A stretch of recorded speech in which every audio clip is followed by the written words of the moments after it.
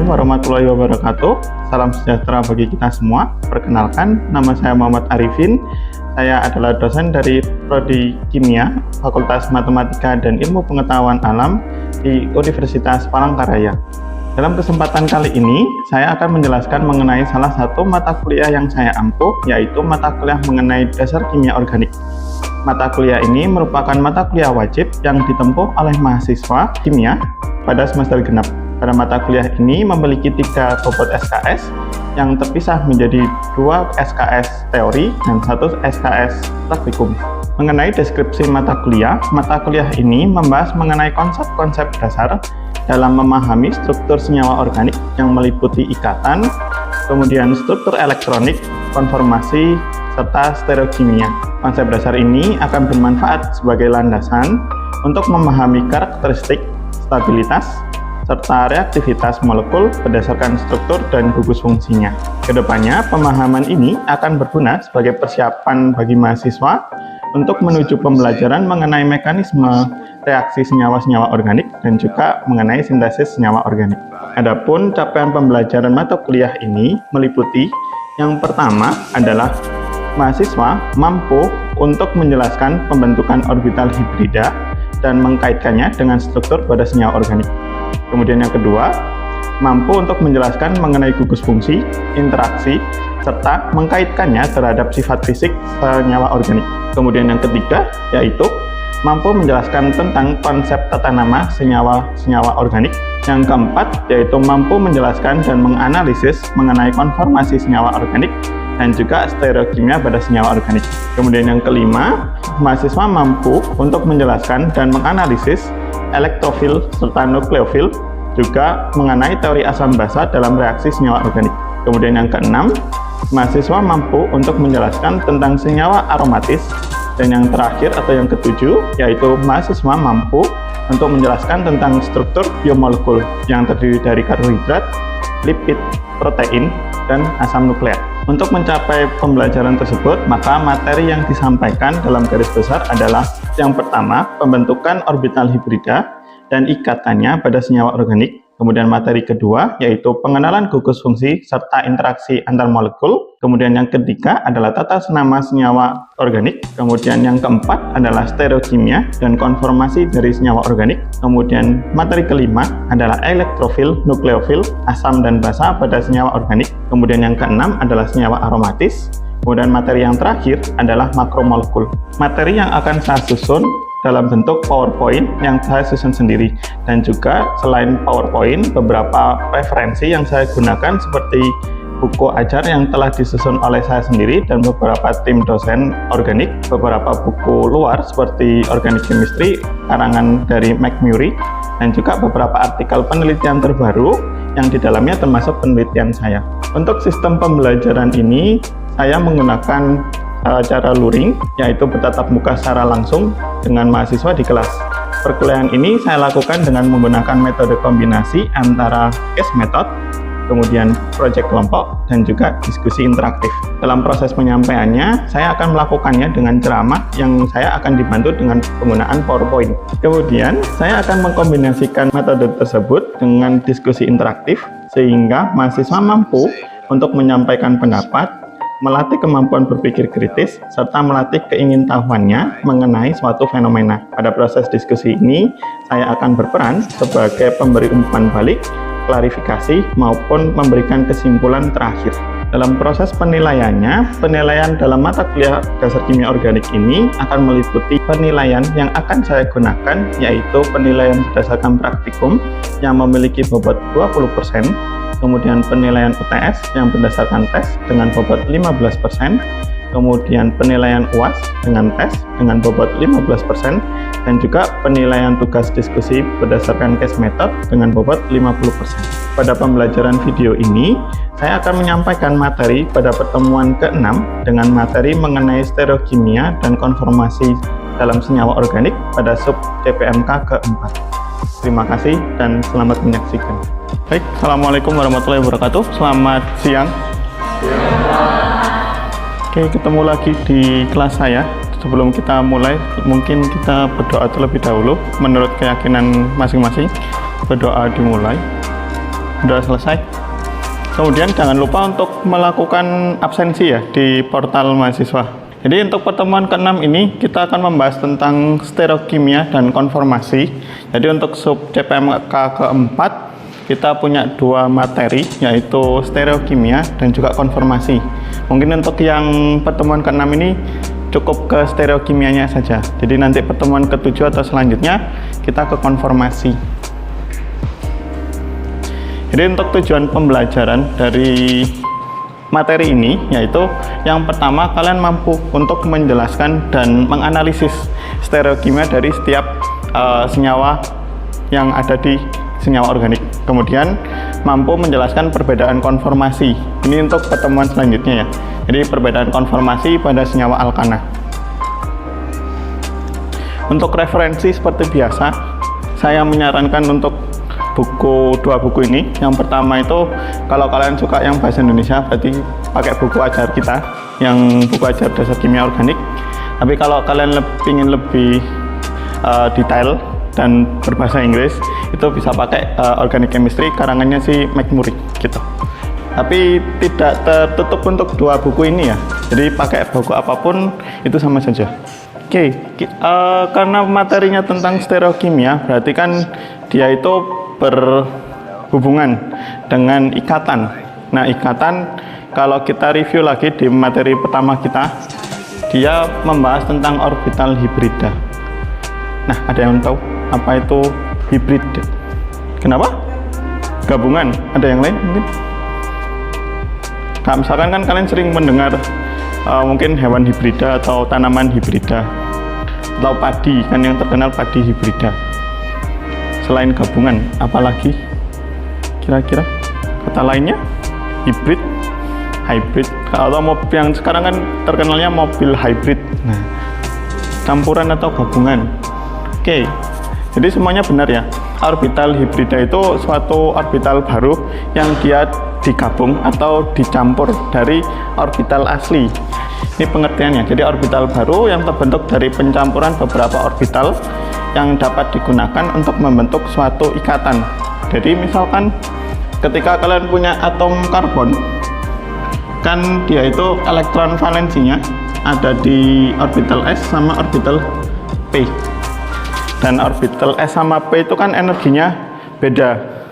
S-nya lebih rendah dibandingkan yang P. Nah, ketika dua orbital ini ketika si elektronnya mau digunakan untuk berikatan, energinya itu syaratnya harus sama. Kayak kalian kan satu angkatan berarti harus punya hak yang sama, kewajibannya kan juga sama. Nah, berarti dia mencampur karena C itu kalau di metana, C itu kan butuhnya 4 ikatan. Berarti dia butuh 4 elektron yang tunggal biar bisa berpasangan. Berarti dia harus mencampur 1 orbital S sama 3 orbital P. Jadi dia disetarakan semua. Nah, orbital baru ini yang nantinya dinamakan dengan orbital sp3. Contohnya di metana tadi. Begitu. Nah, pengaruhnya apa kalau di orbital hibrida itu? Pengaruhnya adalah di strukturnya atau di ikatannya, di bentuknya. Jadi kalau di orbital hibrida sp3, dia bakal membentuk suatu sudut yang besarnya itu 109,5 atau yang biasa kita sebutnya itu tetrahedral. Jadi kalau kalian membayangkannya bingung ya, jadi bentuknya seperti ini. Jadi tiap sudut, anggaplah yang bola putih itu hidrogen. Jadi antara hidrogen satu dengan hidrogen yang lain, dia itu sudutnya 109,5 gitu. Ada yang mau ditanyakan dari sini? Paham? Aman? Oke. Nah, itu cuma preview doang ya, ngasih review materinya. Nah, kita masuk ke stereokimianya. Jadi isomer itu kan suatu senyawa, bisa 2 senyawa atau 3 senyawa yang rumus kimianya sama, tetapi bentuk strukturnya beda. Tuh. Kalau dipisah secara diagram, isomer itu ada beberapa macam. Yang pertama tentang isomer struktural, jadi isomer rantai, dan punya mungkin butana yang C-nya ada 4. Kemudian ada yang punya 2 metil propana, ini C4H10, yang ini pun juga C4H10, yaitu yang dinamakan isomer rantai atau isomer struktur. Nah, isomer yang selanjutnya yang akan kita pelajari itu stereoisomer. Nah, stereoisomer itu dia bentuknya sama, cuma beda di penataan 3 dimensi, begitu. Jadi yang pertama itu ada diastereomer, dan yang kedua ada enantiomer. Kalau diastereomer dia dibagi lagi menjadi cis sama trans, kemudian ada konformer yang minggu depan akan kita pelajari. Kemudian untuk enantiomer itu bentuknya seperti yang ada di gambar sebelah kanan. Oke, jadi ini contoh untuk diastereoisomer. Untuk contoh diastereoisomer itu adalah isomer yang memiliki susunan atomnya beda secara 3 dimensi, tapi dia itu bukan bayangan cermin. Jadi misalkan kalian punya cis butena sama trans butena, atau anggaplah kayak model bola seperti ini ya. Yang bola merah itu atom yang beda. Nah, yang ini kan kalau secara 3 dimensi bolanya sama-sama di atas. Nah, kalau misalkan dia dalam satu bidang yang sama, ini dinamakan cis. Tapi kalau seperti yang ini, bola merahnya kan berseberangan kalau secara 3 dimensi. Nah, ini yang disebut dengan trans. Begitu. Ada yang mau ditanyakan dari sini? Kemudian kalau misalkan saya tanya pengaruhnya gimana? Kalau misalkan kamu punya struktur cis dan trans, misalkan polaritasnya beda atau sama? Kalau misalkan ini oksigen nih, dua-duanya di sisi atas, kemudian yang ini atas sama bawah, kira-kira polaritasnya yang kiri sama kanan ini sama apa beda? Beda. Oke, kalau misalkan polaritasnya beda, berarti gimana dengan titik leleh dan titik didihnya? Sama atau beda? Beda. Kita lihat di sini. Jadi memang diastereomer itu biasanya punya perbedaan sifat fisika dan yang beda. Contohnya adalah kalau cis butena, cis 2 butena, dia itu karena anggaplah atom karbonnya ada di atas semua ya, kayak bola ini, jadi kayak ketarik semua di atas gitu. Nah, karena dia ketarik ke atas semua, berarti dia sifatnya polar. Nah, kalau yang di sini, yang trans, karena dia kan ada yang di atas, ada yang di bawah, jadi kayak momen dipolnya itu sama-sama, satunya ditarik ke atas, satunya ditarik ke bawah, jadinya imbang gitu. Nah, kalau imbang berarti dia sedikit non polar. Nah, karena sedikit non polar, akhirnya si titik didihnya itu berbeda. Si yang polar itu sedikit lebih tinggi dibandingkan yang non polar. Kalau misalkan kalian punya perbedaan titik didih, berarti kalau misalkan kalian punya campuran antara cis dan trans, apa yang kalian lakukan untuk memisahkannya? Yang bisa memisahkan sesuatu tapi berdasarkan titik didih. Destilasi ya. Jadi destilasi itu bisa, kalau meskipun ya ini tuh sebenarnya kurang cocok untuk destilasi karena titik didihnya terlalu mepet. Tapi kalau misalkan agak jauh, cis sama transnya bisa dipisahkan pakai destilasi. Dan kedua, kalau misalkan nih kalian punya senyawanya seperti ini, anggaplah bola yang merah itu kan lebih gede dibandingkan yang bola putihnya.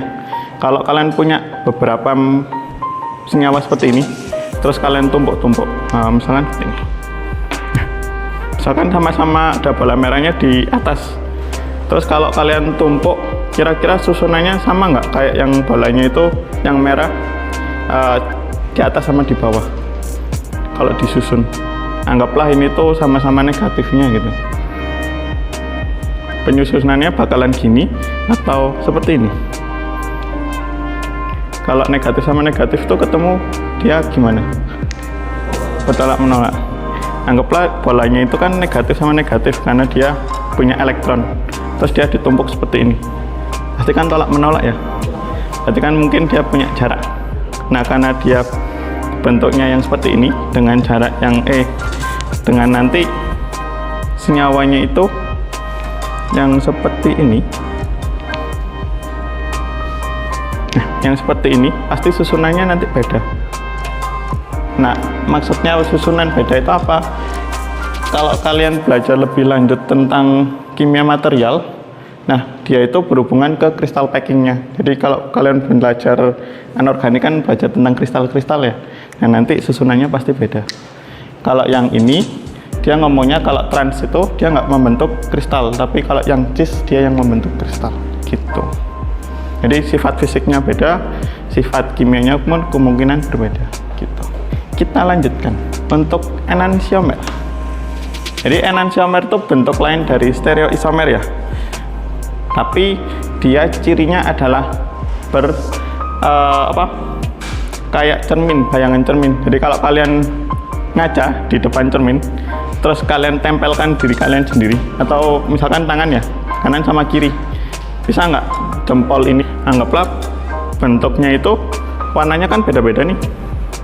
Kalau yang ini terus di bidang tengahnya itu ada yang biru ketemu biru, yang hijau itu kan di depan ya, terus yang merahnya kan di belakang. Kalian putar gimana pun nggak akan ketemu biru sama biru atau merah sama merah gitu. Nah, itu namanya superimpossible image atau bayangan cermin gitu. Terus kira-kira titik didinya sama apa beda? Kalau masanya sama ya. Gimana caranya? Kalau pakai destilasi fraksional nggak mungkin karena bentuknya sama, terus masanya juga sama, berarti interaksinya juga sama. Nah, beberapa orang, ciri-cirinya dia punya enantiomer, dia itu harus punya karbon chiral. Nah, karbon chiral itu apa? Karbon itu kan tangannya 4 atom atau gugus yang beda. Jadi misalkan yang ini kan putih itu biasanya kalau di organik nyimbolin hidrogen. Kalau merah itu oksigen. Kalau yang ini biru itu nitrogen biasanya. Kalau yang hijau itu halida. Tapi tergantung lagi sih, tergantung buku yang kalian. Nah, kemudian untuk sifat-sifatnya, karena dia titik bekunya pun juga gitu, titik didinya pun juga. Terus aktivitas biologisnya gimana? Aktivitas biologisnya pasti beda antara yang chiral yang satu sama yang lainnya gitu. Contohnya kayak misalkan kalian tahu daun ini, atom semakin besar atau semakin berat, kayak saya kan berat nih. Nah, berarti lebih prioritas. Jadi diurutkan manakah yang dia itu paling berat dulu. Misalkan ini hidrogen tadi ya. Hidrogen itu kan beratnya cuma 1. Si oksigen itu 16.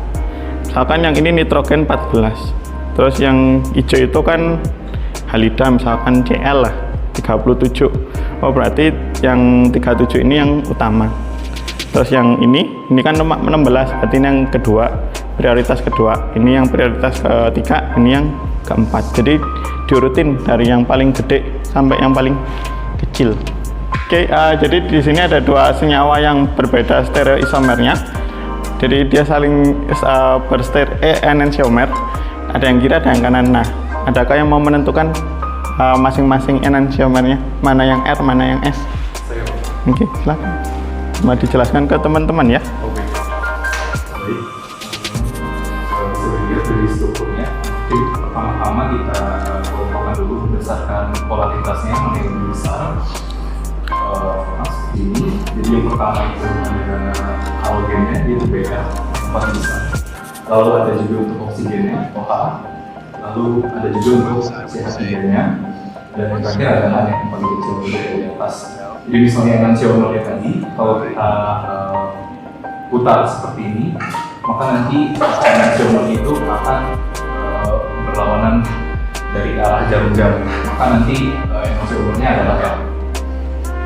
Kalau yang kiri gimana, Jo? Yang kiri itu R apa S kira-kira? Yang gambar kiri, yang PR-nya yang di mana? Iya.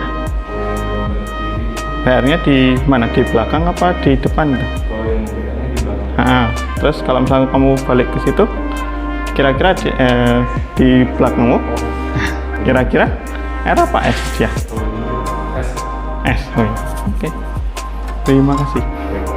Oke, selanjutnya ada senyawa lain juga yang dia punya C chiral juga, dia ngikat hidrogen O sama C. Nah, tapi C-nya ada dua macam ya, ada yang CH3, ada yang etil. Kira-kira mana yang R, mana yang S? Yang sebelah kiri itu R atau S? Ada yang mau coba? Silakan dijelaskan ke teman-teman. Baik, untuk yang putih ini tadi kan H, terus untuk yang hitam ini tadi dia masuk ke C2H5 dan yang merah ini adalah CH3. Yang perlu kita tentukan adalah skala prioritasnya, di mana yang pertama yang perlu kita prioritaskan adalah si OH. Baik, yang pertama perlu kita lakukan dari struktur ini adalah menentukan skala prioritasnya. Yang pertama, kita tahu bahwa OH memiliki skala prioritas yang paling utama, lalu disusul dengan C2H5 karena dia memiliki dua ikatan C. Kemudian disusul lagi dengan CH3. Dari sini kita dapat mengurutkan skala prioritasnya adalah dari OH, CH2, lalu ke CH3. Untuk yang H-nya di sini akan kita kebelakangkan sehingga tampilannya akan seperti ini. Dari sini kita melihat skala prioritasnya, boleh saya geser ke sini. OH, CH2, CH3. Dari sini dia melakukan berlawanan arah jarum jam, maka dia masuk ke enantiomer S. Kemudian untuk yang sebelahnya dia terbalik seperti ini. CH2, CH3, terus ini OH. Dia akan membentuk struktur right atau ke kanan. Gitu. Terima kasih. Jadi kayak yang tadi ya, untuk yang kalau misalkan suatu bayangan cermin, kalau misalkan nih kita sudah menentukan yang sebelah kiri itu S, nah berarti bayangan cerminnya otomatis yaitu R. Kalau sebaliknya yang kiri itu R, oh berarti yang kanan itu cerminnya pasti S, begitu. Ada yang mau ditanyakan dari materi enantiomer? Nggak ada? Kalau nggak ada mungkin kita quiz sebentar untuk mungkin sekitar 5 soal saja ya. Jadi silakan kalian scan untuk yang ini, nanti kalian akan ke suatu link dan kalian isi gitu. Silahkan, waktunya 5 menit.